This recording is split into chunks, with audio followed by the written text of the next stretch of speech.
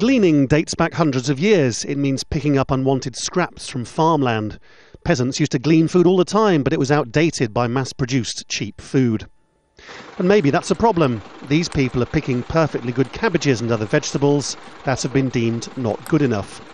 It doesn't mean not good enough to eat, it means not good enough for the supermarket's exacting standards on size and cosmetic appearance. If they weren't saved, they'd be fed to cattle or ploughed back into the ground. Supermarkets all over the developed world throw away vast amounts of high-quality fresh and tinned food in the interests of keeping profits up. It's something to bear in mind at a time when Europe's become obsessed about horse meat being passed off as beef in cheap, ready-made meals.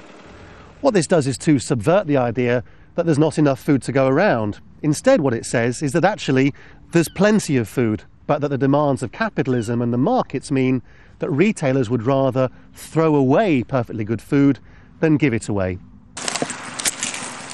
This isn't just a European problem. Some of these gleaners are from Latin American countries where they say the rainforest is being destroyed to make way for farmland. All the farmland's needed to satisfy Western demands for food and its cosmetic appearance.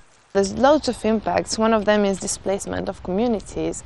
One of them is, all the thing about red and like the amount of emissions because of deforestation and forest degradation. So this is increasing.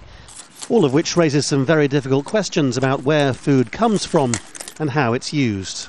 After 4 billion years of evolution, we have an incredibly beautiful and varied biosphere. And we are currently wiping out that natural asset to grow food that no one eats. Every few months these campaigners stage an event in which they feed several thousand people with food that would otherwise be destroyed. For one thing, it's of a better quality than some packaged food sold to Western consumers by the supermarkets. In a fair world, it would also be part of the solution to global hunger. Laurence, Al Jazeera, Kent in England.